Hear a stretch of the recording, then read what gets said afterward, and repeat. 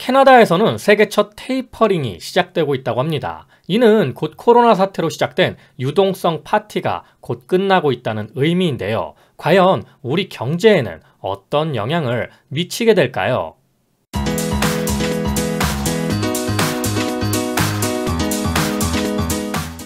안녕하세요. 세상의 모든 지식들을 재밌고 쉽게 풀어드리는 네오의 지식창고입니다. 2019년 11월 중국 우한에서 시작된 코로나19는 아직도 우리 일상을 위협하고 있습니다. 그런데 이 코로나19로 인해 타격을 받은 경제를 부양하기 위해 미국을 비롯한 각국 정부에서는 많은 돈을 풀게 되는데요. 그렇게 풀린 돈은 유동성을 만들어 부동산, 주식, 심지어 비트코인까지 폭등시키는 역할을 하게 됩니다. 특히 부동산 증시를 거쳐 마지막으로 유동성에 불을 지핀 곳이 코인 시장이죠. 정말 코인 시장은 이제 묻지마식 투자가 난립하고 있습니다. 도지코인 같은 경우 머스크 형님이 아들을 위해 도지코인을 샀다며 관심을 보인 이후 장난으로 만든 도지코인이 엄청난 폭등을 했습니다. 물론 이런 폭등 뒤에는 리스크가 늘 존재하는데요. 저번 실시간 영상을 진행할 때도 잠시 언급을 드렸지만 최근 시중은행에서 중국인의 최대 송금 한도인 5만 달러를 송금해달라는 수상한 송금이 급증하고 있다고 합니다. 중국은 비트코인 채굴을 가장 많이 하는 국가죠.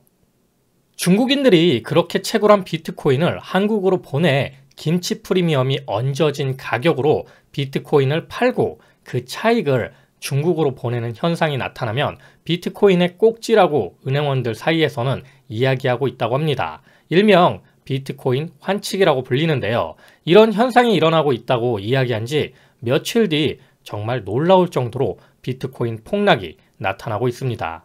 지난 2018년 비트코인 열풍 당시 국내와 해외의 비트코인 가격 차이, 즉 김치 프리미엄을 이용한 차익 거래, 불법 외화 송금 사례가 반복되고 있는 거죠.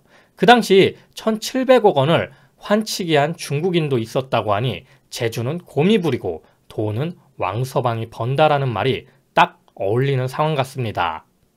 이렇게 과열을 보이는 것이 비단 코인 시장만의 문제가 아닙니다. 한국의 아파트 시장도 장난이 아니죠. 자고 일어나면 호가가 오르고 내 월급은 오르지 않지만 초저금리를 이용한 갭 투자로 너무도 급속하게 올랐습니다. 물론 이것은 한국뿐 아니라 미국도 호주도 마찬가지입니다. 미국은 벌써 서브프라임 사태 이전 고점을 돌파한 수준이며 조사에 의하면 미국인들의 과반수 이상이 현재 부동산 시장이 과열되었다고 생각한다고 합니다. 국가의 성장성이 높아지고 월급이 오르면서 자산 시장이 오르는 것에는 문제가 없습니다. 충분히 그만큼의 이익이 늘어났기 때문에 오르는 것은 당연한 현상이죠. 하지만 내 월급은 그대로인데 거기다 경제 위기로 인해 실직의 위험률이 높아지고 있는 지금 자산 시장이 오른다는 것은 사실 투기적인 관점에서 볼 수밖에 없습니다. 그런데 이런 투기가 이루어지려면 가장 기본이 되는 것이 있습니다. 바로 금리죠. 금리가 낮아져야만 레버리지를 땡겨 투자금을 늘리고 그 투자금에 따라 이익률도 높아질 수 있습니다. 그런데 이 금리가 영원히 내려가지는 않겠죠. 어느 순간이 되면 또 제자리를 찾아가기 마련입니다. 최근 캐나다는 경기 회복 기대에 힘입어, 회복된 게 아니고 기대입니다. 기대. 이 기대만으로 세계 주요국 중 처음으로 테이퍼링, 즉 자산 매입 축소에 나서고 있습니다. 양적 완화라는 말은 많이 들어보셨을 텐데요. 양적 완화는 한마디로 돈을 찍어 경기를 부양한다는 의미입니다. 이 양적 완화를 줄여나가겠다는 것이 바로 테이퍼링입니다. 테이퍼링 다음에는 무엇이 오게 될까요? 바로 금리 인상입니다. 여기에 더해 바이든 대통령은 경기 부양과 사회복지 정책 확대를 위한 재원 마련용으로 고소득자들이 주식과 채권, 부동산 등을 사고 팔아 얻는 자본이득에 대한 세율을 2배 가까이 인상할 것으로 알려졌습니다. 연소득 100만 달러, 하나로 약 11억 1,750만 원 이상의 고소득자들에 대한 자본이득 세율을 현행 20%에서 2배 가까운 39.6%로 인상하고 한계소득 세율도 종전 37%에서 39.6%로 올릴 것이라고 하는데요. 여기서 말하는 자본이득세는 주식이나 채권, 부동산 등 자본 거래에 따른 양도 차익에 과세하는 것으로 바이든 대통령은 이를 인상함으로써 보육과 교육 복지를 확대하기 위한 재원으로 활용하겠다는 겁니다. 한마디로 고소득자들에게 증세를 높이겠다는 뜻이죠. 물론 한국 정부도 계속 증세에 나서고 있다는 점에서 이는 전 세계적인 현상으로 볼 수 있습니다.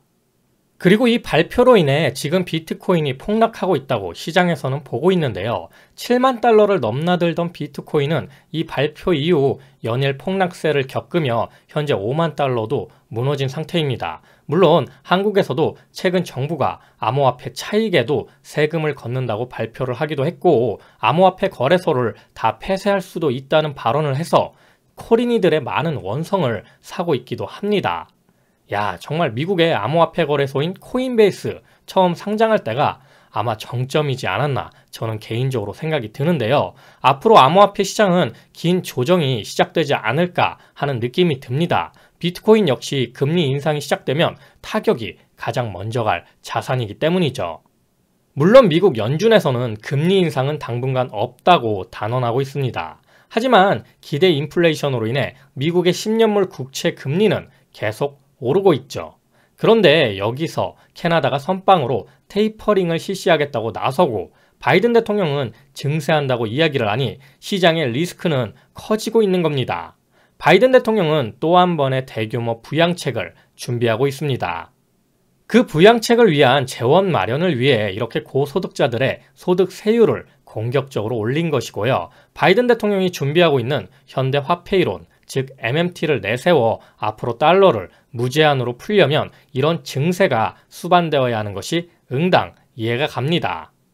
왜냐하면 상식적으로 생각할 때 부자여야 대출도 더 많이 받을 수 있고요. 금리도 더 우대받을 수 있습니다. 그런데 무작정 돈만 풀어버리면 당연히 부자들에게 그 돈은 더 많이 흘러갈 수밖에 없고요. 자산시장의 거품은 더 심각해지겠죠.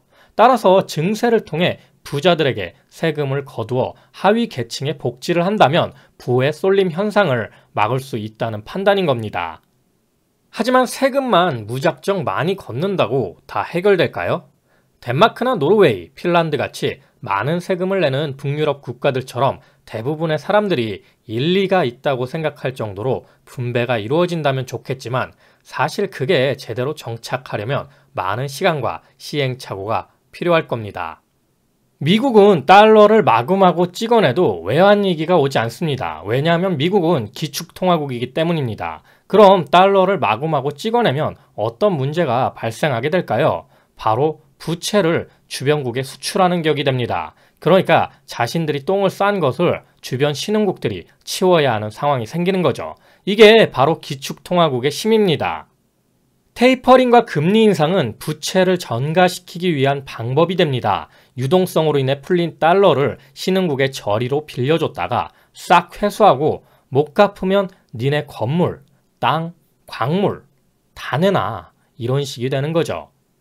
테이퍼링과 금리 인상은 부채를 전가시키기 위한 방법이 됩니다. 유동성으로 인해 풀린 달러를 신흥국의 저리로 빌려줬다가 싹 회수하고 못 갚으면 니네 건물, 땅, 공장, 기계, 광물 다 내놔, 이런 식이 되는 거죠. 앞으로 각국이 테이퍼링에 나서게 된다면 금리 인상으로 이어질 확률이 높아지게 됩니다. 그리고 미국의 금리 인상이 시작되면 달러는 강세가 되며 신흥국의 많은 달러가 빠져나와 미국으로 돌아가게 됩니다. 쉽게 말해 양털 깎기가 시작되는 겁니다. 비트코인의 흐름은 여기에 영향을 많이 받게 됩니다. 어마어마하게 풀린 유동성으로 인해 많은 자금이 비트코인으로 흘렀고요. 사람들은 너도 나도 투자하며 끝없이 오를 것으로 착각하게 됩니다. 하지만 금리 인상을 통해 안전자산에서 돈이 빠져나가기 시작한다면 비트코인의 상승은 멈추고 하락하게 됩니다. 물론 이것은 계속 반복됩니다. 금리 인상이 어느 정도 이루어지면 또 경기는 후퇴되고 그것을 살리기 위해 또 양적 완화가 시작되고 금리 인하가 이루어지고 아주 끝없는 메비우스의 띠처럼 반복되는 거죠. 우리는 여기서 어떻게 파도를 타느냐에 따라 인생이 갈리게 됩니다. 파도를 역으로 타면 파산각을 맛볼 테고 다행히 파도를 따라 같이 타게 되면 극한 상황 속에서도 이익을 얻을 수 있을 겁니다. 영화 국가부도의 날에 이런 장면이 나옵니다. 유아인이 연기했던 윤정학이 IMF 외환위기 상황 속에서 달러의 투자에 큰 돈을 벌어 이 돈을 다시 폭락한 아파트에 투자하는데요. 그렇게 새로 구입한 아파트를 둘러보다 전 주인이 안방에서 목을 매달아 자살한 것을 보게 됩니다. 이렇게 위기가 시작되면 누군가는 죽고 누군가는 살아남을 겁니다. 세상에 영원한 파티는 없습니다. 파티가 끝날 때쯤 접시를 치우는 것이 바로 미국의 연준이죠. 저는 이번 캐나다의 테이퍼링의 시작을 심도 있게 바라보고 있습니다. 아직 뉴스에서도 캐나다의 테이퍼링에 대해 많이 다루고 있지 않고 있습니다. 아마도 미국이 테이퍼링 한다고 했으면 엄청나게 뉴스가 뿌려지겠죠. 나비 효과라는 말이 있습니다. 북경에서의 작은 날갯짓이 뉴욕에서 허리케인을 일으킨다. 저는 캐나다의 테이퍼링이 그런 의미라고 생각합니다. 지금은 작은 움직임에 불과하지만 이것이 장차 큰 리스크가 될 수 있다고 말이죠. 자, 오늘도 내용이 재밌고 유익하셨다면 구독과 좋아요 꼭 부탁드립니다. 이렇게 항상 네오의 지식창고를 애청해 주셔서 감사드리고요. 오늘 하루도 좋은 하루 되시길 기원하겠습니다.